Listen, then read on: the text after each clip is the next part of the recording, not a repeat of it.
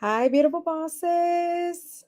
I hope your week has been, well, your weekend has been good and you have planned out your week. Sundays, I know it's a time for everybody to relax, but it's also a time for you to set your week up. You know how everybody feel like Mondays are very stressful. Well, try planning out your week on Sundays or Saturdays so that you can kind of, be able to do the things you want to do and be less stressful. Okay. Now, today, we're going to keep this live short today. And I wanted to get on, keep this kind of light in terms of what we're going to do today. We're just going to answer a couple of questions, and if you want to chime in and ask any questions while I'm on this live, you can be able to do that, or you can DM me your questions. Okay. All right. So in the description, I do actually have some of the um, questions already in there that we're going to be answering. Okay. Okay. Now, first question is, can you start real estate investing with limited capital? Yes, you can. Depending on your strategy, it won't take much in terms of what you're looking to do. So, let's say if when you say limited capital, and let's say you have less than 25,000, you can still be able to acquire different properties, and it depends on your strategy that you can use. But if you have limited capital, you can be able to also partner with someone. Or if you have like a 700 credit score, I tell anybody at a 680, but 700, you're you're kind of good to go there, or 720 even better. But you can be able to obtain business funding to actually get started if you are limited on capital. Partnering with somebody, like I said, that may have the capital, it's also a good way to get started in real estate if you are limited in capital. All of these ways we have pursued and they all work. All right. Number two, what are the top real estate strategies for busy moms or busy parents or busy professionals, right? The top two that I would suggest is the BRRRR method, which is where you buy, renovate, rent, refinance, and repeat. And so, what that allows for you to do is, versus you selling the property, there's a lot of things. So, when you're selling, you usually have to have inspections done, just different things. When you're fixing up a property to be able to rent it out, there are some things that you can be able to do, and it'll be less on your pocket, and you can be able to recoup on your cash. The reason why I would say this is easy for busy moms, I did this. This was my strategy. Being able to buy the property, renovate it, and then recoup my cash to go and do it again, without basically recycling that money over and over again, so that I didn't have to constantly go and find more funding, or have to fund over and over, with different funding options. I can just recycle the cash and go get another property, do it again, do it again.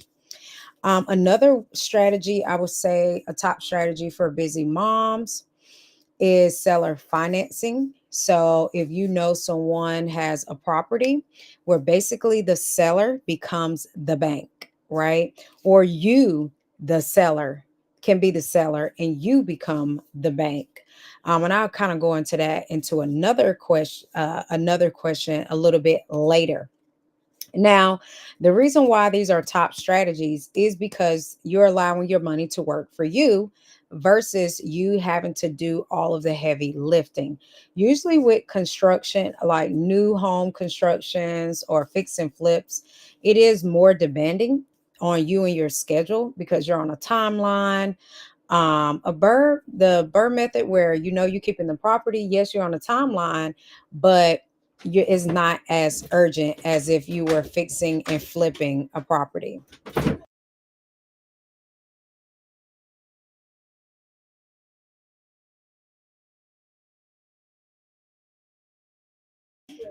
All right. And then third question,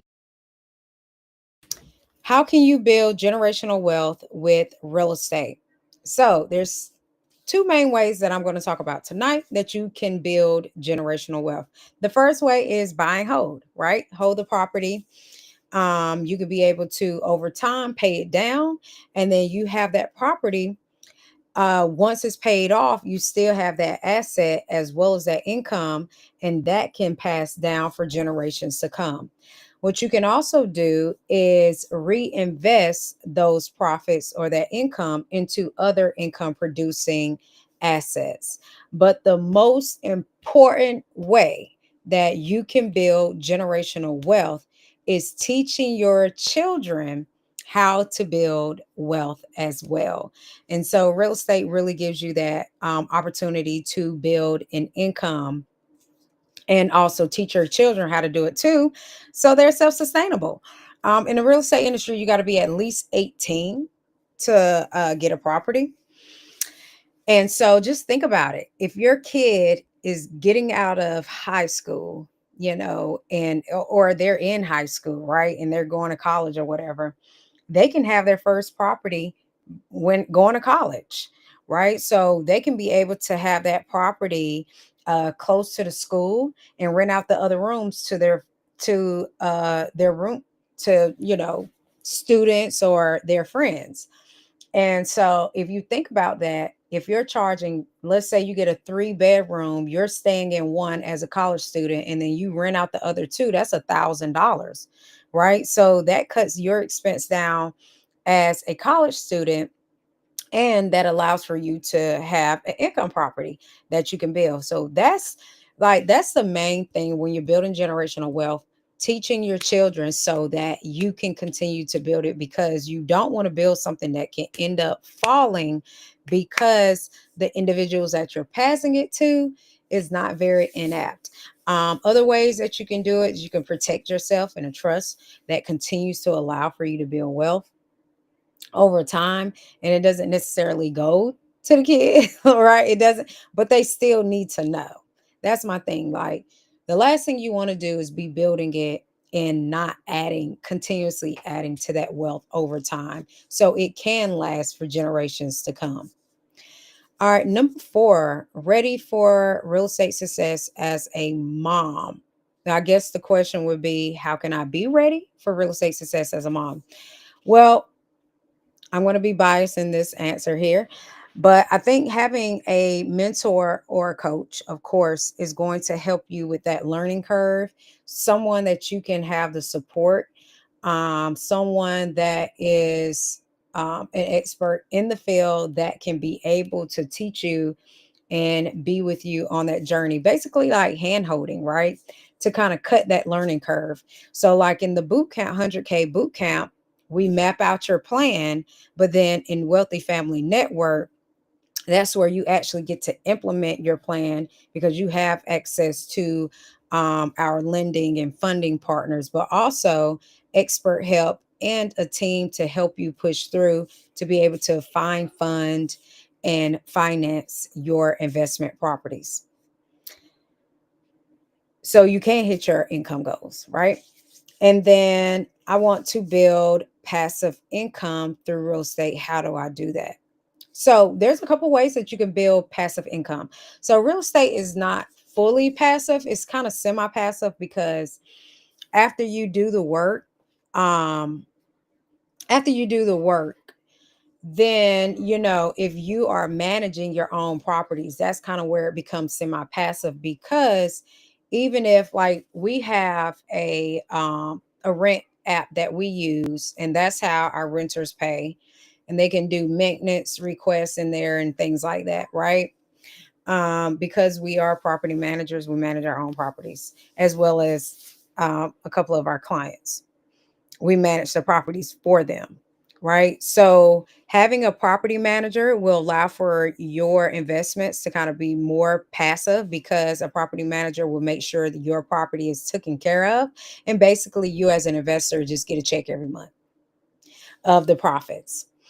And another way that a lot of people don't talk about, um, but is being, and I kind of brushed on this earlier about seller financing, but becoming the bank, right? Where you're truly being an investor. Um, for instance, as a lender, you can be able to, purchase a property and lease it out to somebody as a passive investor, where you're just putting the money in. You have, you're not the one operating or managing that property. You're not the, you're just putting the money up, right? And you can receive a certain percentage of that. Now, sometimes with that, you have to be a qualified investor with some, depending on how you're going into the funds, um, depending on the type of fund that you're going into. So, for instance, there are funds where you can put your money in for 5 years, and then after 5 years, you can get anywhere from 6 to 8% return on your money. One of the things that we're working on is where you can be able to be an investor, like a private money lender, pretty much, into other properties with investors, and be able to lend them short-term cash and earn anywhere from 8 to 11% off of your money, right? Let me tell you, seller financing is a great way to go if you know what you're doing and you really understand from a profit side how you can benefit. You can, man, it's really nice. Seller financing is nice, which kind of is that passive investor where you're not necessarily taking care of the property, but you are also not managing that property, and you're not, and you really are truly hands off. All right, you guys. So those were the 5 questions I have. If you want to be able to send us any question, send me, excuse me, any questions. On Sundays, that's what I'll be doing, asking questions. We're still in the 30-day real estate challenge, right? So you guys should have, at this point, you have your formula. You should be still looking up properties. You should be thinking about, hey, how many properties do I want? What am I looking to do? And do I want to manage these properties? Do I want to be a passive investor? Right? We're teaching generational wealth. How can I be able to really put my children in here and for them to learn? Right? That's what the Wealthy Family Network is about. Like, as a family, you can learn this high income skill.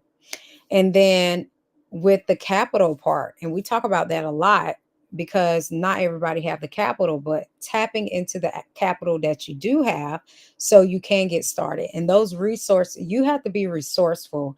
Even as an investor, you want to be resourceful because this will allow for you to start thinking outside the box, and you will begin to see money opportunities. Okay. So, if, like I said, if you have any questions, please DM me. But more importantly, join me in the 100K Payday Bootcamp, where we can help you build out your 100K plan, where you can get 100K in income, 100K cash in the bank, and build you $1 million portfolio so that you can have generational wealth. And you guys, I love it. It's short and sweet, but straight to the point. And I look forward to seeing you on the 30-day challenge, but more importantly, in the boot camp. Until then, I'll see you tomorrow and slay every day with style. Bye.